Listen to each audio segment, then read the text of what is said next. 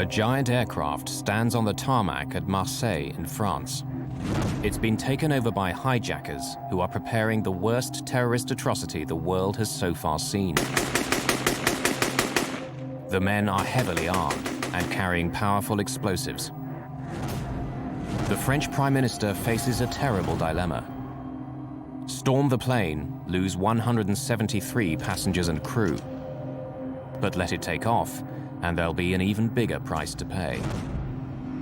This will become a blueprint for defeating a terrorist hijacking. With eyewitness testimony and video recordings, this is the inside story of the hijacking the world forgot.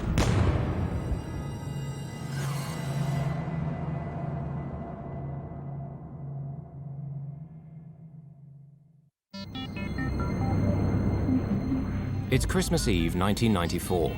An Air France jet is on final approach to Algiers airport. It's the early morning flight from Paris to this former French colony on the north coast of Africa. The plane is an Airbus A300 with a crew of 12 on board. 3 greens. This is no ordinary landing. Algeria is in a state of civil war. The area around the airport has been the scene of fierce fighting. There's a very real threat of missiles being fired at the plane as it comes in to land.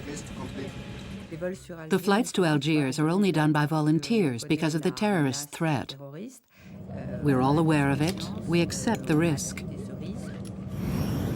So dangerous is it that Air France, the French state airline, has asked its government if it really needs to continue these flights to Algiers. So far, there's been no reply. 100 feet. 50 feet. 20 feet. Leader thrust engage. The captain of Air France Flight 8969 is Burgniard Dhellemme, a highly experienced pilot. This is his first ever television interview. The events are still so threatening to him that he'll only appear in silhouette. There were some security measures, like on any other flight, and a few extra ones since we were in Algiers. But at my level, I had no qualms about flying there. Even now, 10 years later, I can still say that I like doing in Algiers. The plane will only be on the ground for the short time it takes to clean, refuel, and board the passengers for the return flight. They're mostly Algerians, but many are French, escaping for a while the perils of life in Algeria. 3 years earlier, Islamic fundamentalists had won the elections there, hoping to install an Islamic state. But then the military seized power and imprisoned their leaders. Since then, Algeria has descended into chaos. Like every other year, I decided to come and spend the holidays in France, and I had a cousin with me. I was chief stewardess at Air Algeria, and I wouldn't take any other flight but Air Algeria normally. But when I arrived at the airport, there were no seats left. The flight was full. But an Air France booking agent suggested that I take the Air France flight. So I did. At least I'd be certain of taking off. Boarding is nearly over, but then, another sign of the fraught security situation, police board the plane for one more check. Presidential police, you two take the rear.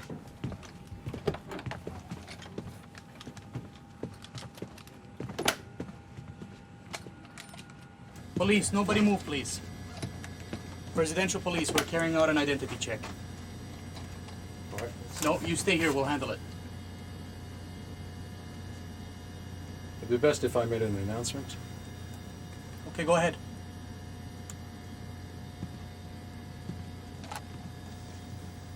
Ladies and gentlemen, good day. This is your captain speaking. There will be a short delay while the police will come to their cabin to carry out a passport check. Please remain seated. We apologize for the inconvenience. We should be on our way shortly. Passport. Passport. When they came towards us, they were armed. And that's really unusual. Passports, please. This unauthorized delay to Flight 8969 is making the military suspicious. Algerian special forces, known as the Ninjas, are already heading towards the plane. I looked outside and I could see the ninjas out there, the Algerian special forces. I said to myself, why are there so many of them? Tarut means infidels. And when he said that, I knew straight away that they were terrorists. There it was. All of you, get to the back! Hurry! Shut that voice of Satan! Sit down! You two, don't move! Nobody move! We are not the police. We are Mujahideen. The men are not police, but terrorists. They belong to a violent group of Muslim extremists. They aim to force an Islamic State on Algeria, no matter what it takes. And seizing the plane is part of that plan. Inshallah! When that happened, it was like a rock falling. Like lead. I don't know which. It was horrifying. Look at this! This is a very powerful bomb!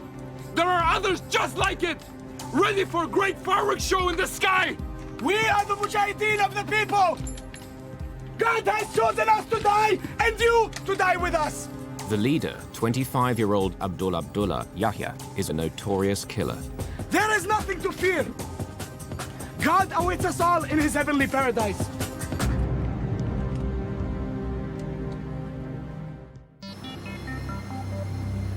Outside, news spreads quickly, and reporters arrive at the scene.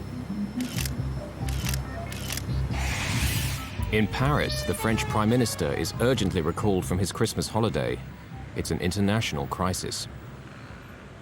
I spent the whole afternoon on the phone trying to find out exactly what was going on. It was pretty confused. The Algerian authorities were determined to get tough, and it was difficult to discuss the problem with them. Give me your jacket, Captain. Back in Algiers, the terrorists decide to put on the flight crew's uniforms to confuse any army snipers.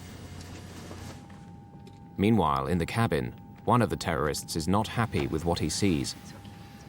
Cover your head! Cover your head more! You too! Their Islamic customs were not being respected. Men and women sharing the same toilets, sitting next to each other. And above all, women with their heads uncovered. That was intolerable for Lotfi, and it threw him into a rage. Lotfi's character is very peculiar. We called him the madman because really he was always on a knife edge. He had fits of rage. He was always on the brink of fury. What he saw there in the cabin was intolerable for him. He had to cover these women up. Now, 2 hours into the hijacking, the terrorists want to talk to the Algerian military. You in the tower! We have taken control of this Air France flights. We are the armed Islamic group. Do you hear me? Do you understand? Do you hear me? What is wrong with this thing? They don't hear me. They couldn't hear you because you both talked at the same time. You have to start again. You tell them. Do it. Air France 8969. What do you want me to say?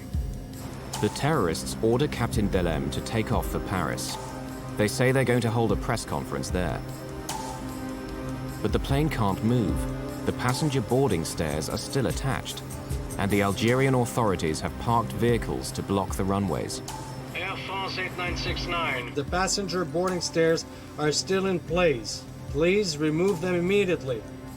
They meet with a blank refusal. Things are starting to go wrong for the hijackers. The Algerian strategy is not to give way on a single point, but it's a dangerous policy, as they are soon to find out. We are going to blow up the world! We are going to blow up the plane and everyone in it! Do you hear me? Do you hear me? Armed terrorists have hijacked an Air France jet at Algiers airport.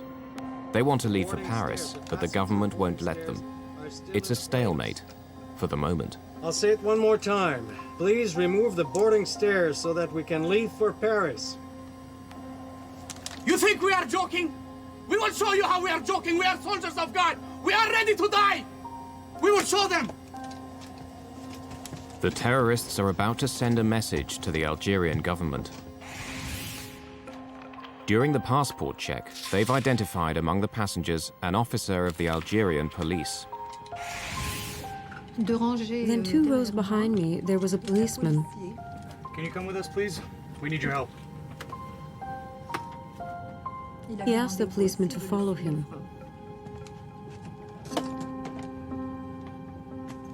It's crazy, I don't know if he knew, but he was very hesitant. He was walking, but reluctantly, because he didn't know what was going to happen to him. Open the door, please.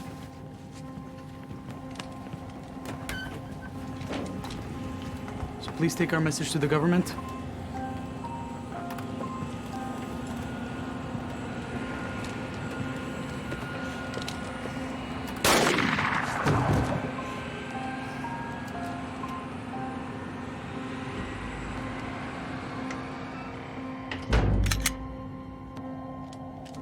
Few passengers are aware of the murder, nor are the pilots. The first contact we were allowed with the cabin was when a stewardess was allowed into the cockpit to see if we wanted anything. I said, we'd like a glass of water, because it was hard to swallow, as you can imagine. Our throats were very dry. Just then, she whispered to me, they've already killed a passenger. I was dumbfounded because we had no idea. We'd heard nothing. But the passengers are growing more concerned about what's going on outside. There are signs that the Algerian special forces are preparing for an armed assault. The biggest worry that we all had was that the ninjas, the Algerian special forces, would attack the plane. Things were going on inside the plane, sure, but anything that would come from the outside would upset things, and that scared us. As French Interior Minister at the time, Charles Pasqua knows exactly how the ninjas operate. They were trained by us. We were taking a considerable risk by letting this plane stay in Algiers, because we knew that although the Algerian forces were perfectly capable of ending the siege, it would have ended in a bloodbath. The Algerian military maintain their hard line, so the terrorists are about to raise the stakes again. Another passenger must die. When they came for the second passenger, we knew things were going wrong. This passenger, he was different. He was Vietnamese, a diplomat. He was the real foreigner on this plane. This passenger was not cowed by their terror, and that must have bothered them. The Vietnamese diplomat believes that as an outsider, he's being released.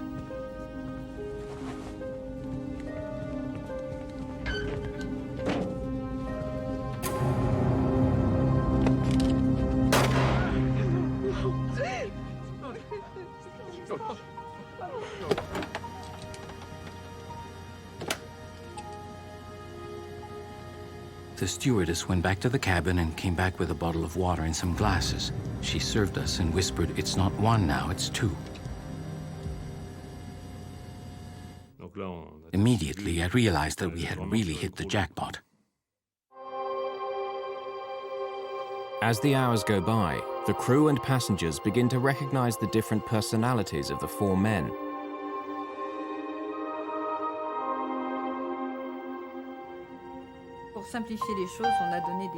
To make things simpler, we gave them names. Yaya gave us his name straight away, so that was easy. He was in charge. He looked a little bit like a student.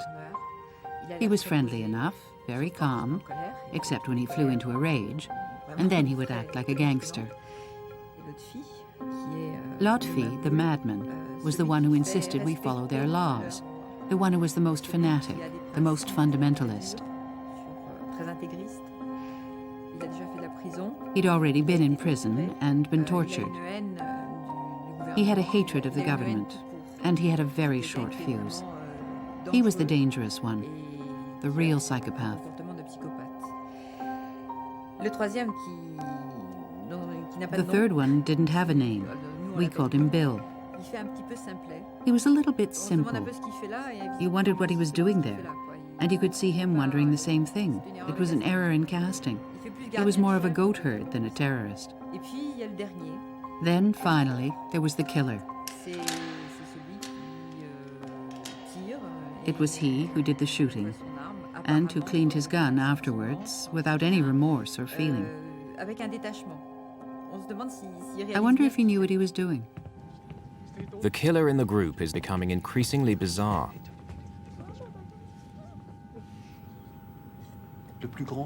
The tallest one, the killer, when we passed each other on the plane, he would take me by the neck and kiss me on the forehead.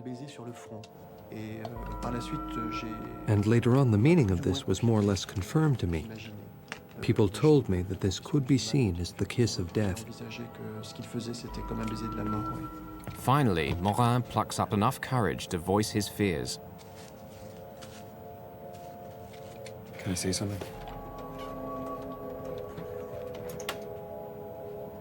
I want to ask you a favor.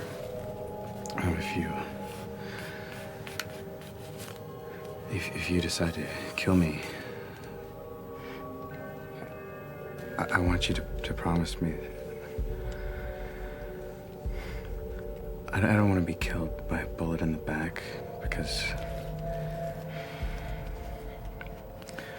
when I die, I want to be able to see your face. What are you afraid of? Well, it's impossible not to be afraid with what's going on the plane. You don't need to worry. Because if I kill you, you will be a martyr. You will go straight to paradise.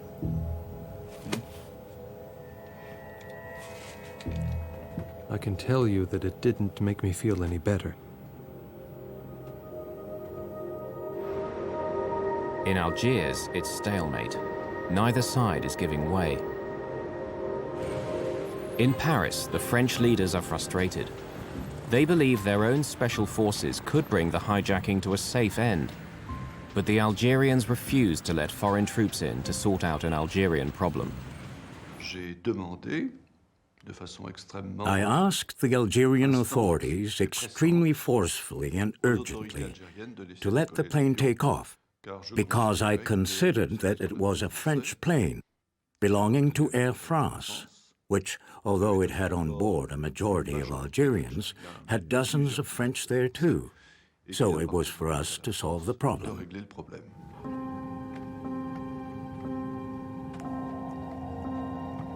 Night falls. Air France Flight 8969 is pinned down by spotlights. The passengers have now been held hostage for 7 hours. Initial panic has given way to a tense calm. Few realize that 2 passengers have been murdered. The crew is working hard to defuse the situation. All these buttons, like here, for instance, it's the APU, Auxiliary Power Unit. The role of a crew in these conditions is to keep things calm, to earn trust, to keep things going, which is very important. At the start of a hostage-taking, it's always violent. You have to buy time, to calm people, to show what you're like, to find out who they are, and so on. And then try to gain their trust.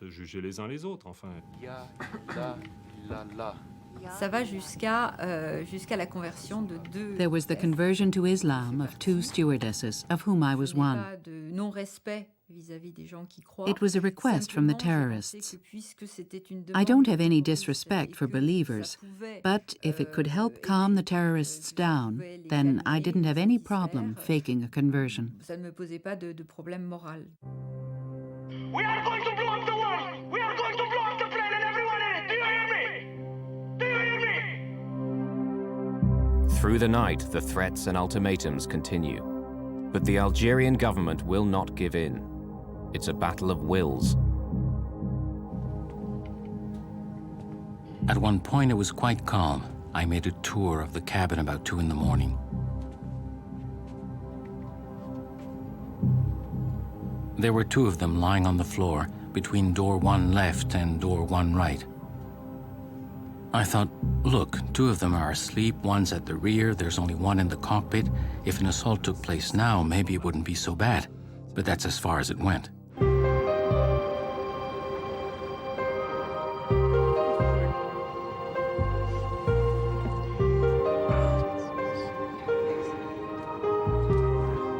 After a restless night, the passengers wake up. It's Christmas morning. It was a marvelous gesture. There was one person we called Father Christmas because he said, "You've worked hard enough, now it's my turn." And he took round all the bottles of water and glasses to the passengers. The passengers joined in. That's to say, they tried to eat something, to do normal things, to make the atmosphere a little bit more normal and a little less stressful than it really was. It was the waiting, because in reality, we could do nothing but wait. During the night, the French government has decided to send its special forces to the island of Majorca, as close to Algeria as possible without being accused of interfering. Colonel Denis Favier was then a major in charge of the French counter-terrorist unit, the GIGN.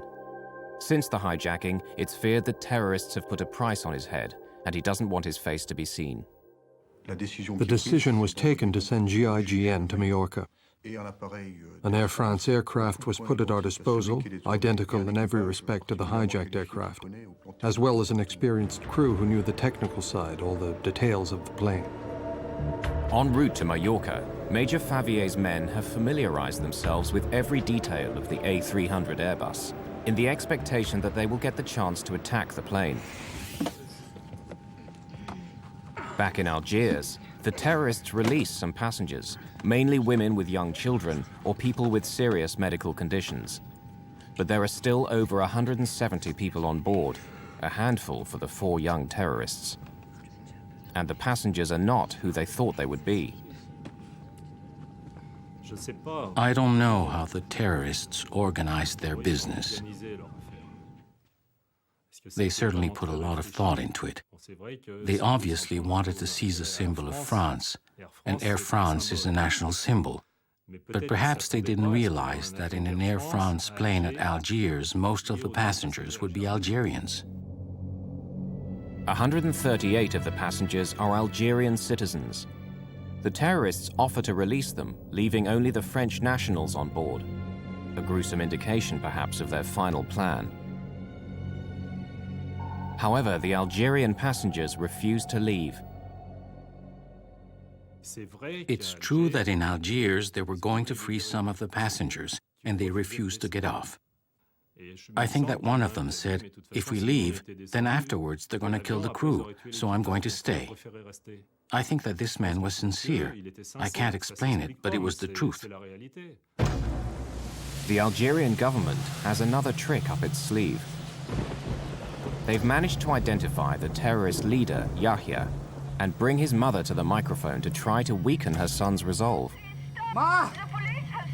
Ma! I love you, but I love God more! The Algerian government's tactic misfires. It sends Yahya into a boiling rage. They went and got my mother. Can you imagine that? My mother! They went and dragged my mother over here! How many French are back there? 1 man and a woman. Go get the man. What do they think they're playing at? What do they think they're doing?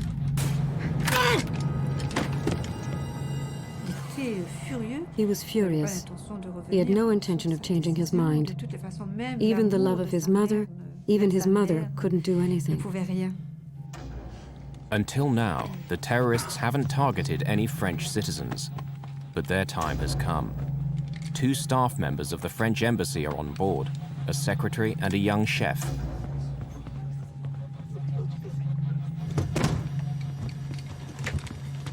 Okay, now we will teach you how to play games with us.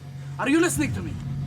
You tell them that if they don't let the plane take off, we will kill every single passenger one by one. Tell them. My name is Yannick Burgniard. I work at the embassy. They're threatening to kill us. If you do nothing, they'll start the executions.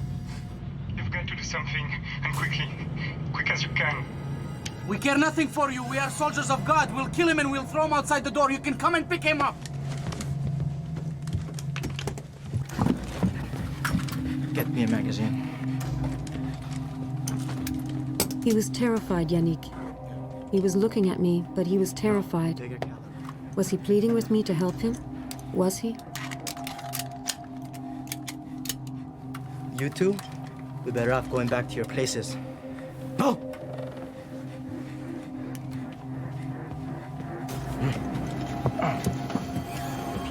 I was saying to myself, no, it's not possible. It can't happen like this. It's not possible.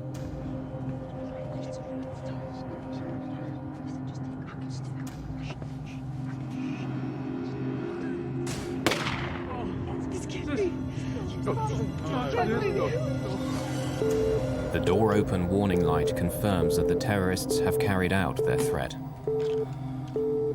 Air France 8969. You happy now? See what you get when you play tough.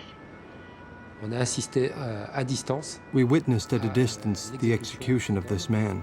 C'est quelque chose qui a été qu'on avait vécu. It was something we lived through with great emotion in Paris, because we were patched into the conversations between the plane and the control tower. The French government can no longer stand by and do nothing. Prime Minister Balladur gets on the phone and threatens his Algerian counterpart. I told him that I would hold the Algerian government responsible for what happened and make it known to international opinion. Balladur's threat works. The Algerian president caves in. Finally, after 39 hours of terror, Flight 8969 can leave for France. Just then, there it was. We could leave. In the plane, there was a joy you could not imagine.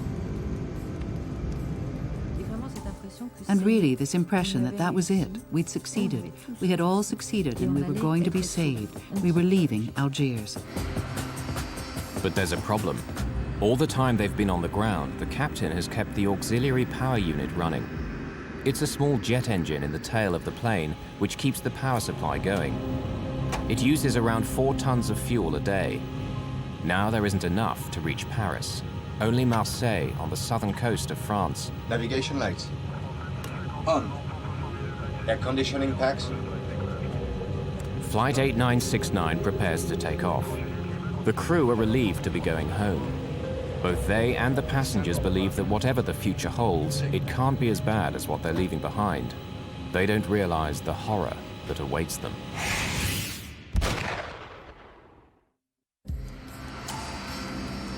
After 2 days of terror and the death of 3 passengers, the Algerian authorities are allowing Flight 8969 to leave for France. The terrorists say they're going to hold a press conference there. Before takeoff checklist completed. But Captain Dhellemme wants an urgent word with the terrorist leader. What is it? What's wrong? Look, since the start of this whole thing, I followed your instructions. You want to get to Paris to talk to the journalists. I'll take you there. But I want to know if you're going to blow up the plane between Algiers and Marseille. Why do you ask if I'm going to blow up the plane? Because the responsibility for these passengers is on my shoulders. No, there's nothing to worry about for you or the passengers. We fly to Marseille, like you said, refuel the tanks, and then we go to Paris. I give you my word. All right. Good. Let's go. Me, I believe them when they told me that the plane would not be blown up between Algiers and Marseille. I don't know if they would have given me the same answer between Marseille and Paris. When someone's got explosives, they're not for making a birthday cake.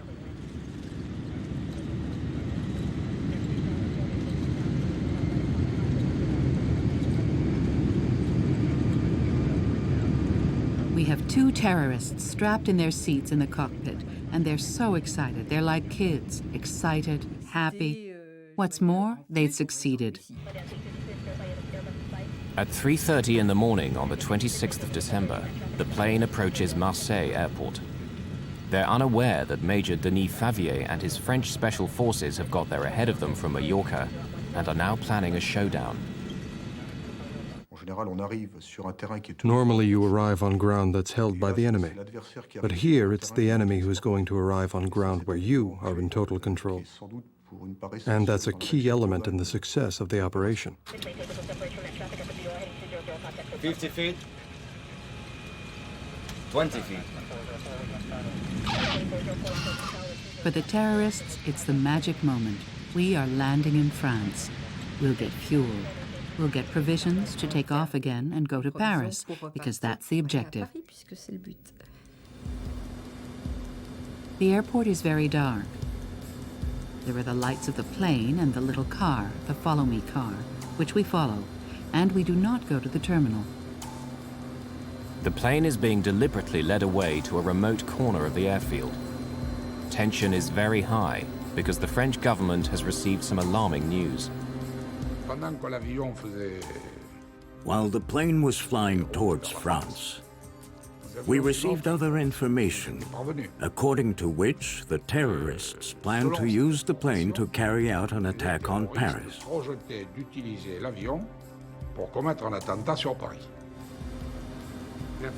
The information was credible, and we took it seriously.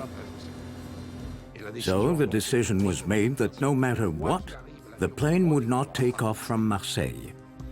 No matter how high the price may be, the plane would not take off. We picked a very precise spot for the plane to park, and then we just played for time.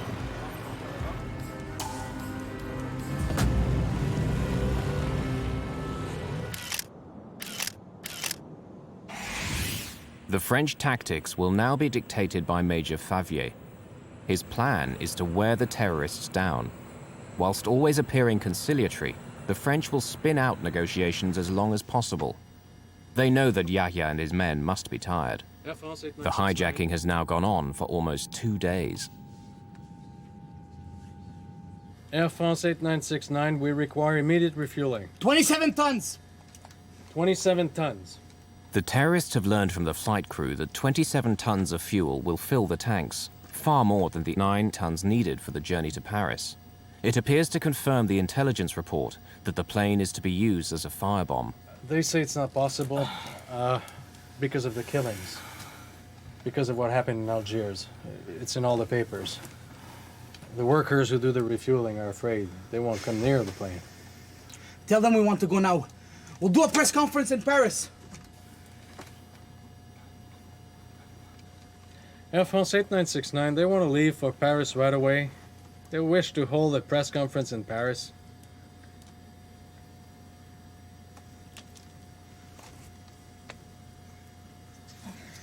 You say, why go to Paris while all the international press has come here to Marseille? They're all here. Why do a press conference in Paris? There's no point. We can do it here on the plane. Major Favier has baited the hook. Will Yahya bite? Tell them we want CNN. Tell them we want CNN. Air France 8969, they want to speak to CNN. The terrorists agree to a press conference aboard the plane, little realizing that it's all part of a clever plan. Tactically, this press conference was important because it enabled us to get some of the passengers moved to the rear of the plane. The negotiators asked that the front of the plane be cleared for the press conference. The real reason is to create a clear area for the French special forces when they storm the plane. Because what the terrorists don't realize is that the plane's doors can be opened from the outside. Are they coming? No, not yet. By now, the plane has been sitting on Marseille's taxiway for 12 hours. The French special forces know how many terrorists there are and where they are. It's believed the French special forces planted microphones on the fuselage of the plane. Now they're waiting for the sun to go down to take advantage of the dark. On the plane, they know nothing of this. They're still waiting for the press to arrive. Tower 8969. Everything's ready here. You can send the press now.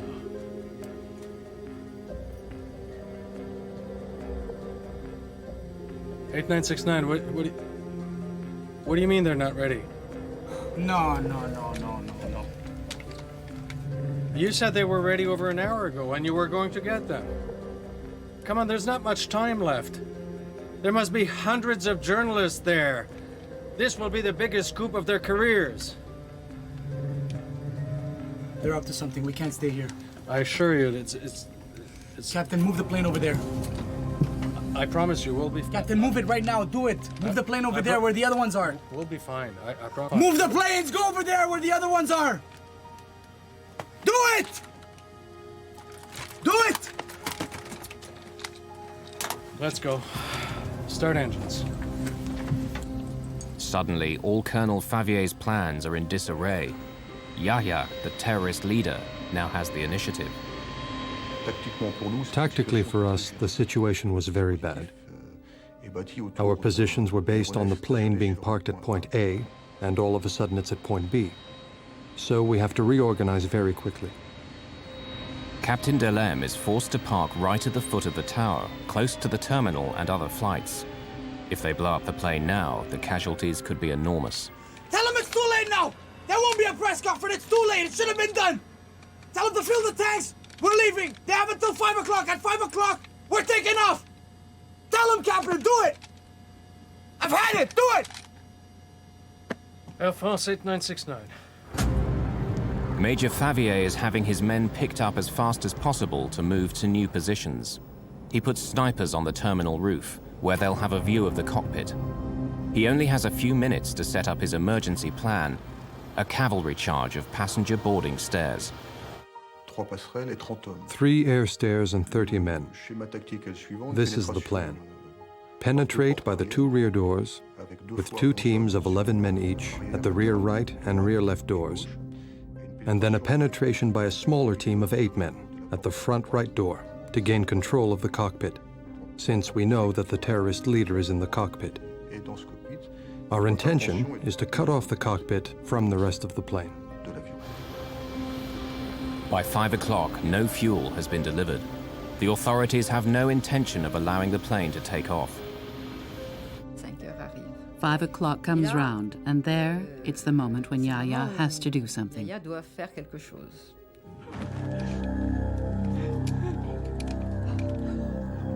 Yahya enters the cabin to choose his 4th victim, but he seems reluctant.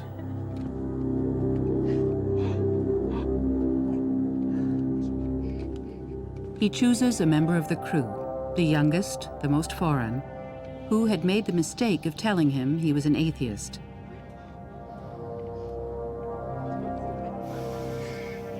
I don't want to do this. But I got no choice.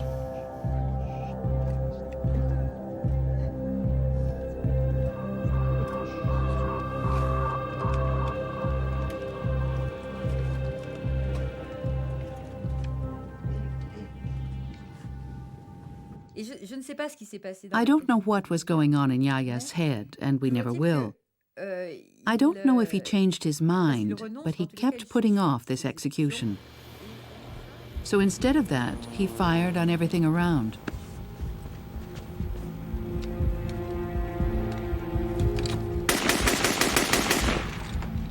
The hijackers know they are in the endgame. But then they discovered there was a public address and they started reciting verses from the Quran. It was very difficult because it was the prayers for the dead. We had to prepare ourselves for death. We were going to die as martyrs. God was waiting for us. There was silence, and all of a sudden it was a state of panic. The terrorists know the French negotiators are in the control tower. They decide to send them a message.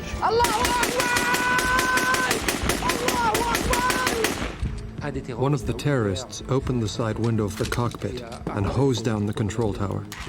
The glass shattered all around us. We were literally machine-gunned. Since we had landed in Marseille, there had been some moments of tension, but nothing like what seemed to be about to happen. We're gonna succeed in our mission, Captain. Don't worry about that. Major Favier has been given carte blanche by the French Prime Minister Edouard Balladur. He decides the moment has come to act. When the terrorists started firing with an automatic weapon on the tower, there was danger inside the plane, so we now had justification for an armed attack. That attack was carried out from the air stairs, which are mobile vehicles.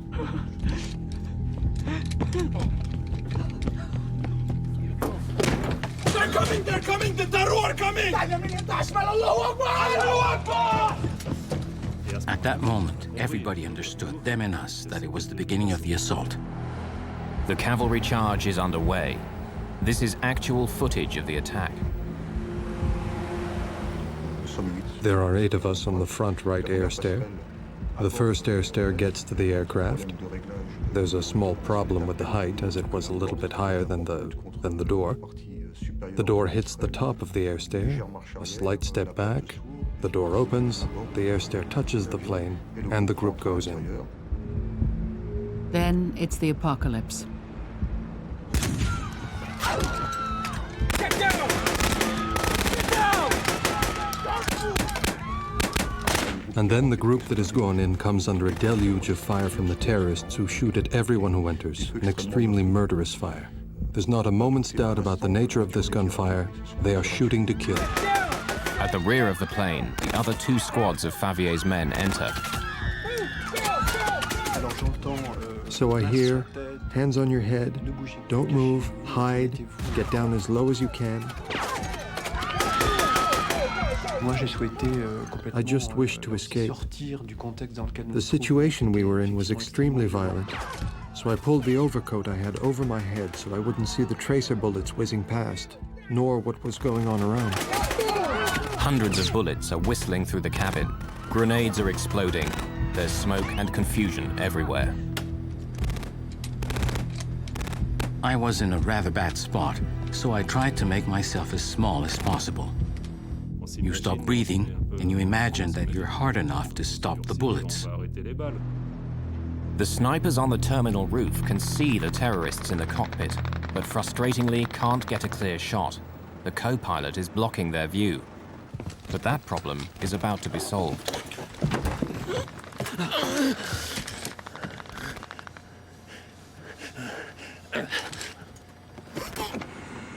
Actual video footage shows the co-pilot, Jean-Paul Borderie, falling onto the hard concrete.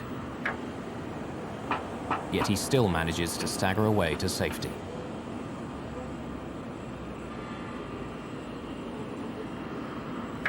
It gives the snipers the chance they've been waiting for.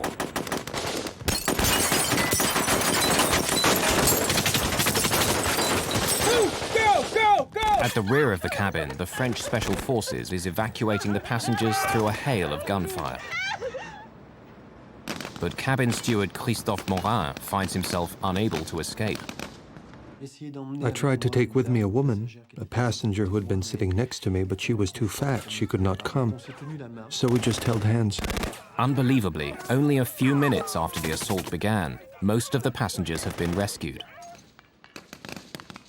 By now, only 1 terrorist is left alive, but he's going down fighting. There was only the flight engineer and me left in the cockpit. We looked at each other, and there's just this one terrorist. He looks at us, one after the other. His 3 colleagues are here, dead or nearly so. Out of spite, he could have killed both of us. He didn't. What more can I say? I think that after 54 hours, there is mutual recognition and respect, quote-unquote, between the terrorists and the hostages. Yes, bonds were created in this drama. And I think these bonds were activated, and that they perhaps contributed to saving the lives of some members of the crew. The French news footage captures amazing scenes of the battle. A GIGN man is blasted out of the plane by gunshots.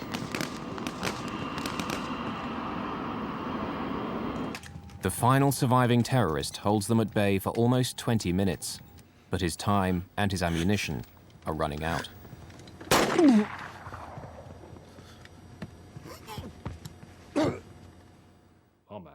The flight engineer and I looked at each other. We knew exactly the situation we were in. As long as there were gunshots, we knew we could die. But once it stopped, or when we thought it had stopped, then we said, all right, it's over. But it's not over yet for the captain and his flight engineer. The GIGN are not sure who are the terrorists and how many are still alive. Everyone is suspect.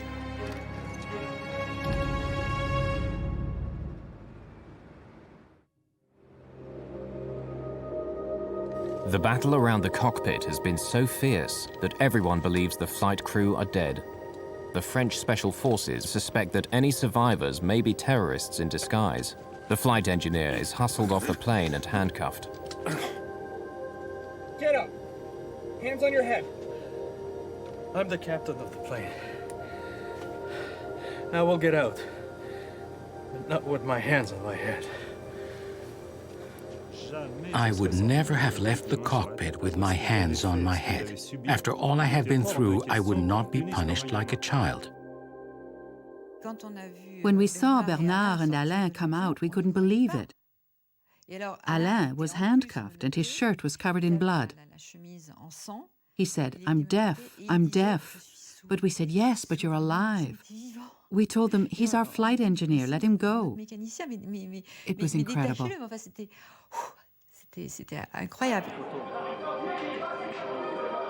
For 20 minutes, the gun battle has raged on board the crowded aircraft. Hundreds of shots have been fired, numerous grenades exploded.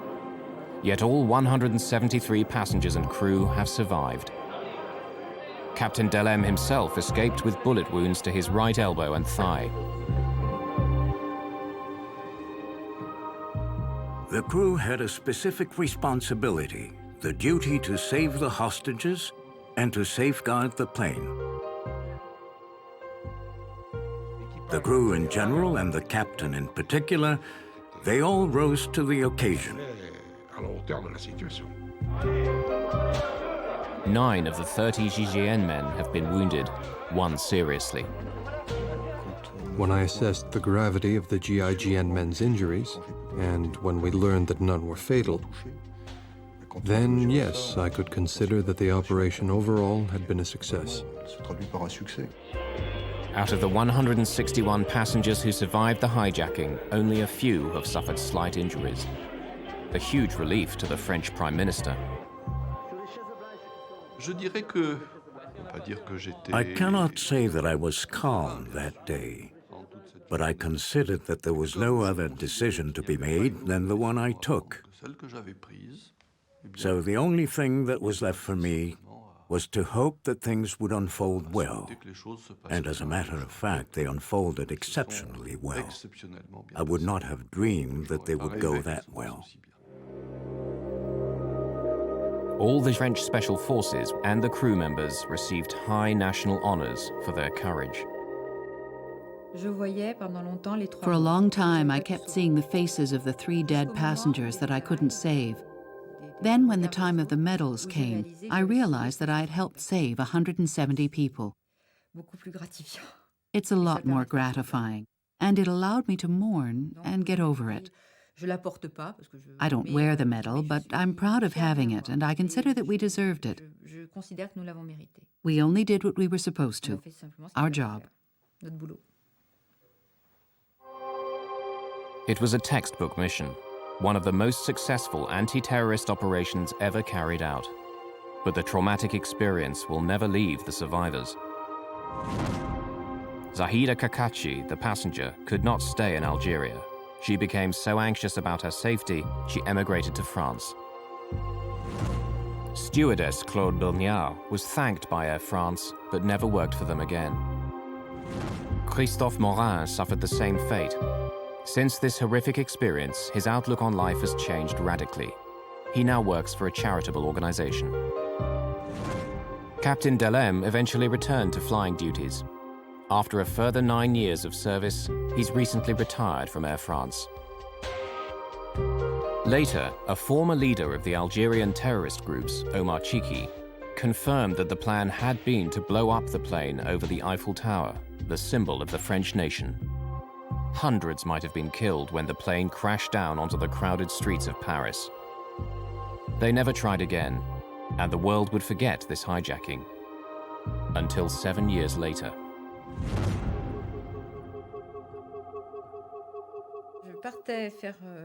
I went to do some shopping and I bumped into a friend who said, a plane has crashed into the World Trade Center. I went home and stayed sitting in front of the television for 24 hours. I couldn't move or eat or do anything. All those images came back to me, and I asked myself, is that what was supposed to happen to us?